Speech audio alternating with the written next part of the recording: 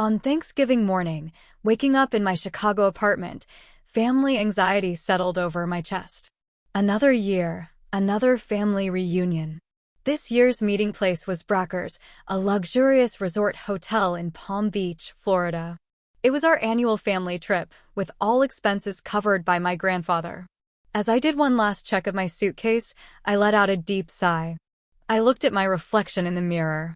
I am Enan Walker, 33 years old, research director at a pharmaceutical company. I make $160,000 a year and live alone in Chicago.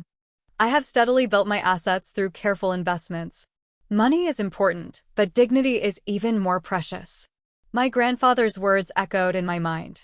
He is a successful businessman who made his fortune in construction. Everything I know about management, I learned from him. From childhood, he enthusiastically taught me about investments and asset management. He is the only one in the family who truly understands me. In stark contrast is my sister, Catherine. A former flight attendant turned full-time housewife, she lives a seemingly thriving life with her husband and 7-year-old daughter. However, this lifestyle would not be possible without the monthly support of our grandfather. Her high mortgage payments, car loans, and her daughter's private school tuition are all covered by Grandpa's help. Yet, Catherine's social media is flooded with glamorous posts, new designer handbags, dinners at expensive restaurants, lavish vacations. She seems obsessed with portraying a lifestyle that is far from reality. My parents, George and Margaret, seem to enjoy a comfortable retirement life in Florida, but that would not be sustainable either without Grandpa's help. Planning their retirement fund, the deposit for the luxury nursing home, it all depends on Grandpa. My parents have always been cold to me but lenient to my sister. That has not changed since childhood. During my college years, I covered my tuition with scholarships and earned living expenses through part-time jobs. Meanwhile, my sister was completely dependent on our parents for everything from study abroad expenses to living costs. The disparity remains a painful memory. Become someone who can support themselves. That was another of my grandfather's sayings. I have lived by those words, studying and working desperately to become independent. I built my career in the pharmaceutical industry. I increased my assets through investments and created a life that needed no support from anyone. The high-rise apartment overlooking the Chicago skyline, I earned through my efforts. Moderate luxury within my means, that's the life I've chosen. As I lifted my suitcase, the anxiety over this year's Thanksgiving intensified. Each year, our family's distorted relationships only deepened. My sister's competition for appearances, our parents' skewed affection, and grandfather's worried gaze. In the taxi to the airport, I contemplated this year's trip. Brackers, a prestigious 5-star hotel established in 1896, with Italian Renaissance architecture and luxury suites that exceed $800 a night. The special Thanksgiving dinner was said to cost $200 a person. Despite the glamorous surroundings, the reality of our family was fragile and distorted. My sister's luxurious lifestyle and our parents' comfortable retirement were all castles built on the sand of grandfather's support. And this year, those distortions were about to reach their breaking point. Everyone must have noticed, but no one dared speak of the reality that now awaited us. Through the taxi window from Palm Beach International Airport to Brackers, the soft light of the Florida sun streamed in on Thanksgiving Day. I arrived at the luxury resort in pleasant weather. I was the last to arrive. Pulling my navy blue suitcase, I entered the magnificent Italian Renaissance-style building. My simple yet elegant Tiori dress had slightly wrinkled during the long flight. The lobby stretched out like a clean and dignified space. Above, luxurious chandeliers shone, and below, footsteps echoed quietly on the marble floor. Other guests were already enjoying their Thanksgiving afternoon. On my way to the front desk, I saw my parents. They seemed to be discussing something in a secluded area of the lobby. My mother was wearing what looked like a new dress from the resort, while my father was dressed in a casual manner appropriate for his age. When our gazes met, they quickly averted theirs. "Miss Walker, I apologize, but I can't find your reservation." The reception staff's voice was hesitant. "Excuse me?" They kept checking the screen repeatedly, unable to hide their confusion. I can see your family members' reservations. At that moment, the sound of expensive heels approached.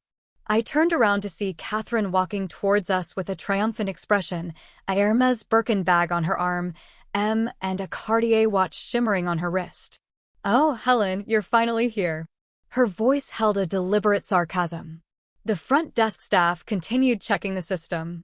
The other guests' attention began to turn toward us. "How strange that there is no reservation." Catherine's voice rose in volume, calculated to draw the attention of those around us. Her Louis Vuitton suitcase stood out conspicuously next to my navy blue suitcase. Catherine approached with a victorious smile. "I only made reservations for our family," she said. Her words echoed throughout the lobby. With a mocking expression, she continued, "A room for me, my husband and daughter, and one for Mom and Dad. Just for the royal family." There was a moment of silence. The front desk staff were speechless, and our parents turned their backs even further on us.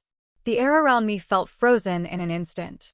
Taking a slow, deep breath, I said without changing my expression, "I see. Then I'll be going." My voice came out quieter than I expected. Readjusting my grip on the suitcase handle, I nodded politely to the front desk staff. I pulled out my smartphone and opened the app to call a cab. "Wait," Catherine's voice rose slightly, but I was already preparing to leave the lobby. Feeling the sympathetic gaze of the front desk staff, I started walking towards the entrance. My sister, although surprised by this unexpected development, kept her triumphant expression. Our parents stood awkwardly frozen in place.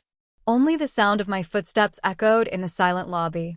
The afternoon sunlight that streamed in through the main entrance felt strangely bright. As I waited for the cab, the palm trees swayed in the pleasant breeze. The Thanksgiving holiday I was supposed to spend at this luxury resort was over in just a few minutes. However, at this moment, a strange feeling of liberation spread through my heart. The words of my grandfather resurfaced again. "Become someone who can stand on their own." Now, I felt like I understood the true meaning of those words. During the few minutes I waited for the cab, I took in the magnificent exterior of the hotel. The Adams-style architecture told a story of over 100 years of history, lavishly decorated for Thanksgiving celebrations. Luxury cars arrived with well-dressed families exiting them. Through the glass of the lobby, I could see my niece, Ami, in an expensive dress unsuitable for a 7-year-old girl. She was fidgeting behind her mother. Maybe she was looking for me. Every Thanksgiving, it had been my tradition to bring her a gift. This year, I prepared a pearl hair clip for her. It was still beautifully wrapped in my suitcase. Getting into the taxi that had arrived, I told the driver to go to Palm Beach International Airport. On my smartphone, I was already looking for the next available flight to Chicago. Although plane tickets are expensive during Thanksgiving, that didn't bother me at all. Rather, the emotional energy I had wasted every year during the season seemed much more expensive. Through the rearview mirror, the De Breaker building was getting smaller. Its gleaming form in the afternoon sun seemed to symbolize the superficial glamour of our family, and now the first crack in that facade had appeared. I couldn't predict what would happen next, but one thing was certain: there was no turning back. The interior of the taxi provided a quiet space, protected from the clamor outside. The air conditioning maintained a pleasant coolness, and the premium leather seats gradually relieved the earlier tension. Outside the window passed the distinctive Palm Beach resort landscape, carefully aligned palm trees, white luxury houses, and ostentatious occasional sights of the sparkling surface of the Atlantic. The sights that normally captivated me now felt strangely distant. I pulled out my smartphone and dialed my grandfather's number without hesitation. The ring before he picked up seemed longer than usual. "Helen, what's up?" Grandfather's voice had his usual composure. "I have something to report," I began, speaking in a matter-of-fact tone. I relayed the hotel's instructions without emotion, just the facts, the reservation that was missing, just for me, Catherine's words, and how I left. I explained everything chronologically. On the other end of the line, I could hear grandfather's breathing become slightly raspy. I could tell he was holding back his anger. However, I didn't add any words seeking compassion. "I understand. I'll take care of this from here." Grandfather's voice was low and gravelly. In these few words, there was a premonition of what was to come. Shortly after hanging up, the incoming calls began to flood in. First from Catherine, more than 10 missed calls logged in 15 minutes. Helen, I wanted to see you. I was looking forward to our annual Thanksgiving. Can't you think about a little girl's feelings? My friends are coming over for dinner tonight. I was planning on posting the perfect family Thanksgiving on Instagram. Do you know how embarrassing it is to explain this situation? Catherine's voice was getting more and more hysterical. Between these calls, I started getting emails from our parents. We could have added another room, but like Catherine said, we prioritized the royal family. You're independent now. Why don't you get another room with your salary? It shouldn't be a big deal. Why are you so sentimental? The next email even included malicious calculations. Catherine has a family, a husband, and a daughter. You get it, right? Can't you just bear it in silence for Thanksgiving? That's always been your problem, only yourself. You never consider family. My mother continued in a tone that made me sound like the villain. We had everything planned out for social media posts. We were supposed to take beautiful pictures of Ami. Everything is ruined now. My chest tightened with every message I read, but these were words I should have been used to by now. Since childhood, my sister and I have always been treated with this same kind of discrimination. As the taxi pulled up to the airport, a new wave of messages came through. For your selfishness, Ami is crying. She had been waiting so long to see her aunt. My sister kept using her daughter as a shield until the very end. Behind her, I could only see my mother's vanity and pride. More sarcastic emails came in. Poor Catherine. If you knew how desperate she is for Ami's future, you wouldn't understand. But children's education requires money. Yet, at a time like this, I didn't feel the need to respond. If anything, I felt grateful that they had shown their true intentions so blatantly. Just before we reached the airport, an email came through from Grandpa. I'm proud of your decision. I understand everything. Hearing those words, my eyes were briefly filled with warmth.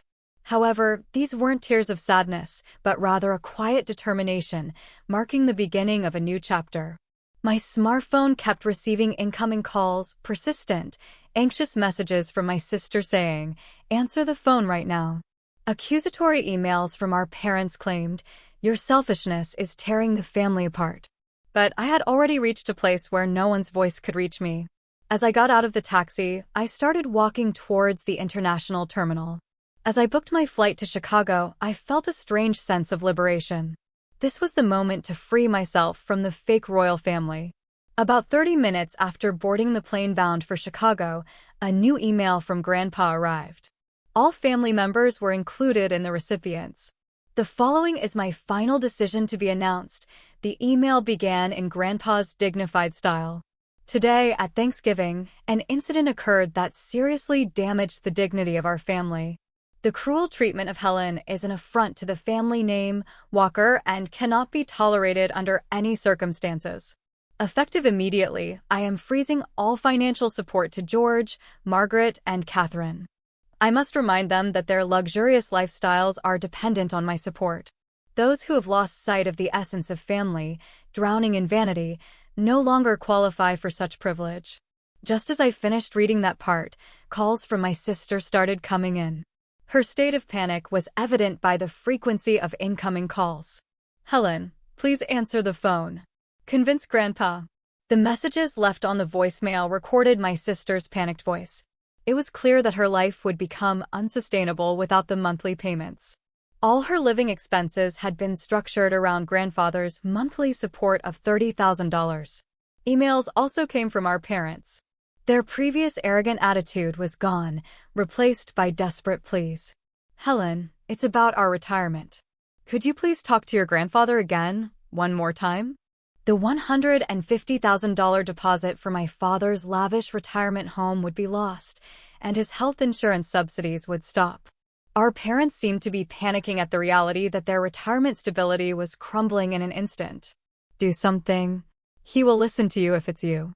No, my mother's email contained unknown words of apology. "I'm sorry. I've said such terrible things before, but this is a family crisis." I turned off my smartphone silently. A sea of clouds stretched outside the window. The perfect family photos at Thanksgiving that had been posted on social media every year would not be uploaded this year. For Catherine, that could be an even bigger blow than the financial impact. The plane was heading steadily toward Chicago without turbulence. The passenger next to me seemed to be contemplating Thanksgiving dinner preparations, looking at recipes on his smartphone. Normally, at this time, he would have been giving me his gift in the hotel lounge after landing. When I connected to my home Wi-Fi in Chicago, there were over 100 unread messages. Most were from my sister, and their content was getting more and more frantic. What am I supposed to do? I won't be able to pay back the loans. What about Ami's school fees?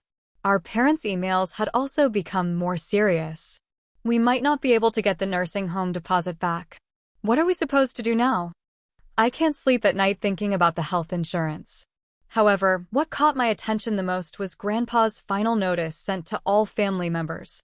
This measure is irreversible. Consider the consequences of your actions. Any objection to my decision will result in the termination of all remaining support. I calmly read the incoming messages. His previous arrogant attitude had completely changed to desperate pleading. Never before had the true nature of each family member been revealed so clearly. Leaving my smartphone, I prepared in the kitchen. By now, I would normally be enjoying the luxurious hotel dinner, a special Thanksgiving dish worth $200 per person. Remembering that amount made me smile slightly. Every year, my sister's family posted about this lavish dinner on social media, but in reality, they had been struggling to even make the monthly credit card payments. A new call came, this time from my sister's husband. Mixed with panic and confusion, there were words criticizing his wife's spending habits. It seemed cracks were starting to appear in their marriage as well. More pleas came, specifically about our parents. The nursing home will not refund the advance payment of $150,000. The health insurance will be self-funded starting next month because of you. After those words, there was a repetition of defending my sister and criticizing me. It was as if they had learned nothing. I took a lemon from the refrigerator and added it to my tea. Tomorrow, I will return to work as usual. A new research data analysis on the pharmaceutical company project awaited me. An annual salary of $160,000, investment trusts steadily accumulated, a stable living foundation built by my efforts. Outside the window, the night view of Chicago was shining quietly. The lights of the skyscrapers were like stars. Suddenly, I remembered my credit card statement, paid in full each month, moderate luxury within my means, no debt. Grandpa's favorite saying came back to me, vanity is for others. Savings are for you. In this city, I made my living through my efforts. As Grandpa had said, become someone who can support herself. And now, I felt deeply that that choice had been the right one. From my smartphone, the incoming calls kept ringing, but they were voices that would no longer reach me. 2 weeks after Thanksgiving, in early December, Chicago was covered by its first snowfall. The days went by with new projects at the pharmaceutical company's lab. Amidst the unchanging daily routine, my family's situation had undergone drastic changes. The changes were first noticed on social media. My sister's Instagram, which had been updated almost daily, had suddenly gone silent. Her last post was from the day before Thanksgiving, a picture of her Hermes bag in a fancy restaurant, tagged with a dream lifestyle. The comments that said, "What a wonderful life," now seemed painfully ironic. My father's emails finally showed genuine remorse. I'm reflecting on our years of extravagant living. We spoiled Catherine too much and were cold to you. I'm sorry. Similar messages came from my mother. With her health insurance subsidies cut off, they were finally realizing the true cost of healthcare. Our pension alone is not enough. I finally understand how luxuriously we were living. Catherine's situation was even more dire. I received an unexpected call from her husband. I have discovered hidden debts that she kept secret. I am shocked by the credit card bills. We can no longer maintain this lifestyle with Grandpa's support suddenly cut off. His facade of opulence is rapidly crumbling. We are considering moving to a cheaper house. We are also looking into public schools for Ami. Catherine cries every night, her voice mixed with exhaustion and resignation. Her marriage itself seemed to be in crisis. In contrast, my life was still peaceful. I get to work at 8 in the morning and come home at 6 in the evening. Weekends are spent attending investment study groups, reviewing the management of my savings, and continuing my life within reason. Fair. Yesterday, I was promoted to team leader for a new research project. It is expected that my salary will gradually increase. The investment trust operations went well. Without worries for the future, vanity brings momentary satisfaction. Savings bring peace of mind for life. The weight of grandfather's words now felt deep. All day, my family worried, my parents about retirement and security, and my sister about debt repayment. I just continued my ordinary life. During these 2 weeks, the frequency of emails and calls had significantly decreased. The desperate contacts that came in daily for the first few days had been reduced to once or twice a week. Their content, too, was gradually shifting towards resignation. To me, we will be transferring to a public school. We will take the school bus. My sister's last email was showing signs of accepting reality. The dreamy private school life she had shared on social media would never be reposted. Our parents were also considering moving from their luxurious Florida community to an affordable condo, struggling with paying medical bills. Their dream of a lavish retirement had easily crumbled. We have been living with wrong values for years. That is what was written in the last email from my father. However, it remained uncertain whether this realization would become a catalyst for restoring true family ties. Last week, I received a concise email from Grandpa. Awakening to the truth of life sometimes brings pain, but it is a necessary pain. Your decision taught them an important lesson. I didn't reply. I just kept the email silent. In the winter sky of Chicago, new stars were shining. 3 months after that Thanksgiving, the first signs of spring were beginning to appear in Chicago. My life had not changed, or rather, it had become even more fulfilling. The new project at the pharmaceutical company was moving forward without a hitch. Last week, I received notification of a promotion. My achievements as research director were recognized, and my salary would be increased to $200,000. The investment trust operations were also going well, with assets continuing to grow steadily. From my office window, I could see the vast surface of Lake Michigan. The waves glistening in the spring sunlight conveyed a quiet hope. New research data was piling up on my desk. The time immersed in work was my most precious time. The other day, a birthday gift arrived from Grandpa, a simple pearl necklace. The attached card had a single line written in his elegant handwriting. The true brilliance lies in those who keep to themselves. I had begun to maintain minimal contact with my parents. They had moved from their luxurious Florida community to an affordable condo. Struggling with paying medical bills, they seemed to be gradually adjusting to reality. Luxury brings momentary joy, but there is genuine security in a down-to-earth lifestyle. My mother's email and experience to young researchers. On holidays, I attended study groups on investing and economics. The people I met there led solid, practical lives. The conversations, sincere, free of pretense and vanity, were refreshing. The Thanksgiving incident had left important lessons for each family member: the importance of financial independence, the emptiness of a pretentious lifestyle, and, above all, the true meaning of family. Grandpa's final words were still in my heart. True bonds can only be born after overcoming hardships. In my desk drawer, the pearl hair clip I had prepared as a gift for Ami was still beautifully wrapped. Someday, when she realizes the true value, when she understands the importance of standing on her own instead of counting likes on social media, maybe that will be the right time to give her this hair clip. Outside the window, the early spring winds whispered through the trees on the street, as if announcing the beginning of a new season.